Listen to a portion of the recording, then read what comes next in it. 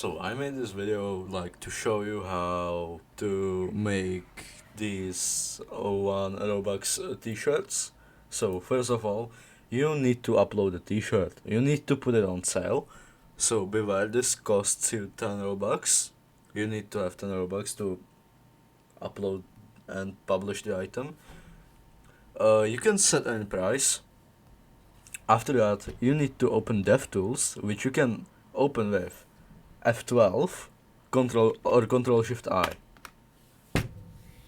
So, you want to disable recording, then you want to clear the log. Oh, by the way, you have to be in network. Then you want to enable recording again, and just change the price to something. Just change it, publish, and do you see this? This is what you need. You need update price.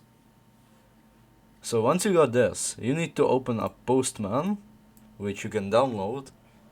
I linked it in the description. You want to copy this request URL. You want to create a new file. Paste the URL here. You need to change this to post. Then go to headers and create 3 headers. Cookie,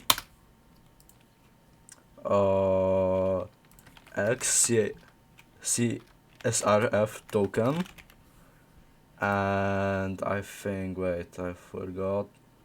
I need to check. Content type. Like this. So you need to set the value of content type to application/JSON. And then you have these two left. So once you click here, you should be able to find these under request headers. You see cookie here. So do not share this with anyone, but copy the whole thing from the start to the end. Copy it. Then just open a Postman, paste it into the cookie. Then then copy the token, which is in the bottom of the panel. It changes over time, so be careful. You need to be quick about it. Oh, not really quick, but like it changes every few minutes.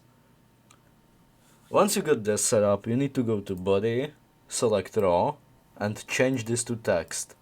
Then you need to write this.